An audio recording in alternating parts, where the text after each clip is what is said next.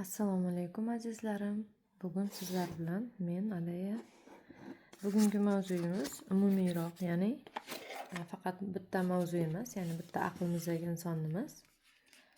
Sevgi, ish va baxt yo'llarimizni umumiy ko'rib chiqamiz. Ba'zida hayotimiz birdan chiroyli o'zgarishlarga to'la bo'ladi yoki hech qanday ogohlantirishlarsiz o'zimiz kutilmagan bir yangiliklar kirib keladi hayotimizga. Ya'ni bu munosabatlar bo'lsin, sevgi bo'lsin, pul oqimi bo'lsin yoki bir kutmagan qandaydir burilishlar bo'lsin. Siz o'ylaysiz, qayerdan keldi bu o'zgarish? Aslida bu hech qanaqa tasodif emas.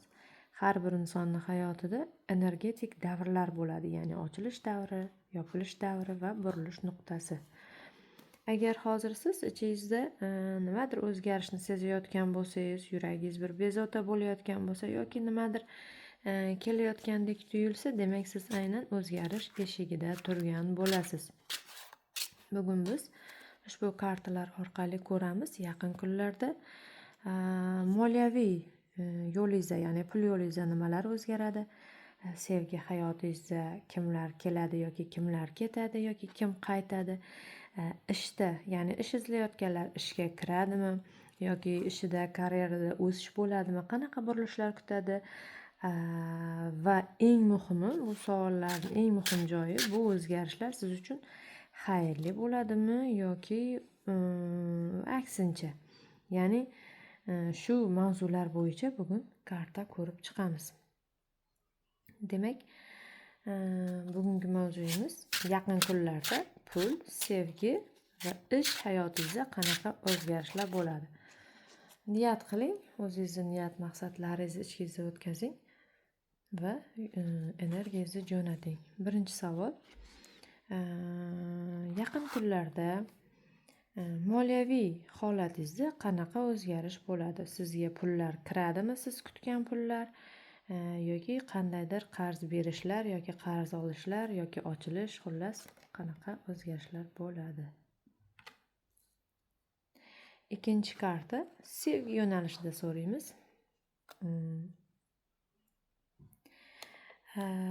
Yaqin kunlarda sevgi hayotingizda qanaqa o'zgarish kirib keladi, ya'ni sizni hayotingizga? Qaytadimi kutganingiz yoki yangi inson kirib keladimi butunlay yoki munosabatlaringizda qandaydir katta o'zgarishlar bo'ladimi? Ikkinchi karta shu to'g'risida.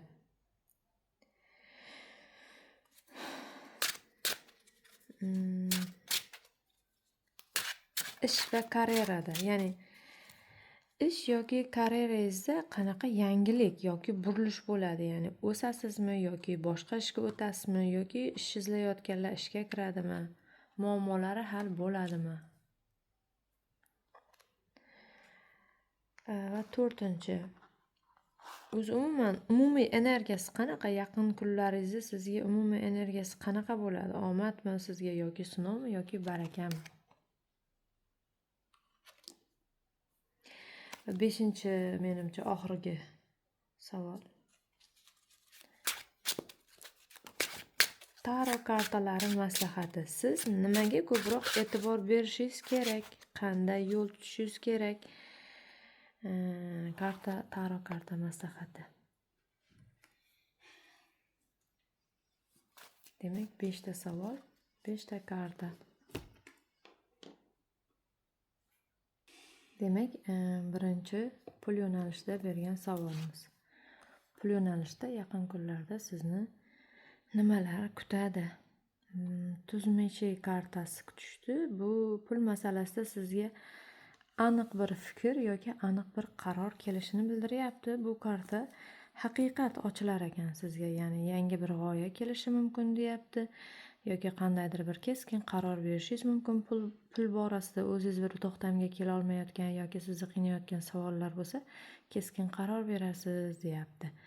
Siz pulni boshqacha yo'l bilan topasiz yoki nimadir anglab yetasiz. Xullas nimadir yangilik bo'ladi va shunga ko'ra qaror berasiz. Bu pul keladi deb kutishdan ko'ra pulga yo'l ochilishini bildiradigan karta bu. Ya'ni pulga yaqin kunlarda yo'lingiz ochiladi. Maslahatimiz, aniq bir qaror qabul qiling. Nimadirda o'ylanayotgan, ikkilanayotgan bo'lsangiz, aniq qaror berishga harakat qiling. Shunda pul yo'llaringiz ochilishi oson bo'lar ekan. Ya'ni kartlar aytayaptiki, ikkilanmang deyapti, qaroringizga bog'liq deyapti. Inson qachonki ichkaridan nimanidir qaror qilsa, o'sha qarori bo'yicha butun vujudi bilan, butun energiyasi bilan harakatni boshlaydi va butun olam, koinot uni yo'llarini ochishga harakat qiladi. Qarorsiz insonda, umidsiz, ikkilanishda turgan insonda hech qanaqa yo'li ochilmaydi, chunki uni o'zini ichkaridan maqsadi bo'lmaydi. Karta aytayaptiki, o'zing qaroringni ber, aniq ikkilanma deyapti. Shu joyda bir duo aytsangizlar bo'ladi. Yo Allohim, menga halol rizq eshiklarini ochgin va to'g'ri qaror berishni nasib qilgin deb duo qilsangiz bo'ladi. Ikkinchi karta sevgi yo'nalishida. Yolg'izlik kartasi tushdi. Ichki holatingiz ancha yolg'izlanib qolgan, ko'pchiligingiz kim kuzatayotgan bo'lsa, yolg'izlikni his qilyapsiz, his qilishda davom qilyapsiz, o'zingizni tushunishga anchagina kirib qolgansiz. Bu yolg'izlikni natijasida siz o'zingizni anchagina tushunib qolgansiz. Ya'ni sevgi, aslida sevgi siz tashqaridan emas, ichingizdan boshlanishini bildiryapti bu karta. Ya'ni hozir sevgida pauzadasiz, kutyapsiz, kelmayapti yoki yangi inson hayotingizga kirmayapti yoki umid qilgan sevgilingiz sizga javobini bermayapti. Xullas kutishdasiz. Maslahat beryaptiki, yolg'izlikda qolgan paytingizda deyapti, o'zingni tushun deyapti, shoshilma deyapti. O'zingni ichkaridan anglaganingda deyapti, sevgi ham o'zi kirib keladi deyapti. Ya'ni yo Rabbim qalbimni to'g'ri sevgi uchun tayyor qilgin deb duo qilsangiz bo'ladi. Ish va karyerada nima o'zgarishlar bo'ladi? Ishga kira olmayotganlar ish topiladimi yoki karyerada o'zgarish bo'ladimi desak, Paj kubkov kartasi tushdi. Bu yangi imkoniyatni bildiradi. Sizga ish bo'yicha yangi taklif keladi yoki yangi ish ochiladi, ish topolmayotganlarga ish topiladi. Xullas, yangi boshlanish keladi deyapti Paj kubkov kartasi. Bu kichik lekin barakali ish bo'lishi mumkin. Ya'ni siz bu menga to'g'ri kelmaydi yoki kichkina bu men uchun meni nima deydi? Men kutgan bu ish emas deb o'ylayotgan bo'lishingiz mumkin, lekin rad qilmasligingizni kartalar maslahat beryapti. Har qanday yangi imkoniyatdan keyin katta imkoniyatlar ochiladi deyapti. Boshida o'sha kichik bo'lsa ham imkoniyat keldimi sizga, uni ushlab qolishga harakat qiling. Yo Allohim, menga foydali va barakali ishni nasib qilgin deb duo qilsangiz bo'ladi. To'rtinchi karta Paj jezlov kartasi tushdi. Ya'ni umumiy energiyasi qanaqa bu sizni bu kartalardan o'zi umuman yaqin kunlarda umumiy energiyasi qanaqa desak, yangilik, hayotingizda bir yangilik eshitasiz, bir harakatlar boshlanadi yaqin kunlarda. Energiyaga boy, bir yangilikka boy kunlar boshlanadi sizga. Ichingizda qandaydir motivatsiya uyg'onadi o'zingizda. Ya'ni o'zingizda ham ishtiyoq uyg'onadi, harakat qilishga bo'lgan ishtiyoq uyg'onadi. Karta aytayaptiki, harakat qil, yangilik seni oldingda.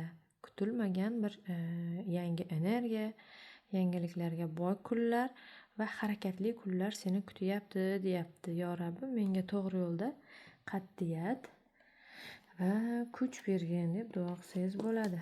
5-karta Spravedlivosť kartasi. Maslahat nima kartani? Bu eng muhim karta chiqdi oxirida. Bu sizga aytayaptiki, adolatli bo'ling deyapti. To'g'ri qaror qabul qiling, har bir ishni o'ylab qiling, nima eksangiz shuni o'rasiz deyapti. Bu karmatik nuqta, ya'ni nimani qilsangiz o'shani albatta o'zingiz ham ko'rasiz. Ya'ni nima eksang shuni ko'rasan deyapti. Bu pul yo'llari bo'lsa, munosabat yo'llari, sevgi, ish, hayot hammasi bo'yicha ekkaningni o'rasan, shunga ko'ra ish qil degan ma'noda chiqdi bu. Siz qaroringizga bog'liq. Ya'ni umumiy xulosa aytadigan bo'lsam, pul fikrlaringiz orqali ochiladi yangi imkoniyat bor. Sevgi hozir ichki tayyorgarlikda turibdi. Ya'ni pauzada turibsiz. Buni ostida siz o'zingizni ancha anglab olishingiz kerak. Yangi imkoniyat bilan keladi ishlaringiz. Yangi imkoniyat ochiladi, sizga ish yo'llaringiz ochiladi va hayotingiz bir harakatga tushadi deyapti. Yangilik kirib keladi deyapti. Lekin qaror berishingizga bog'liq ekan o'zingizni. Allohim yo'llaringizni ochsin.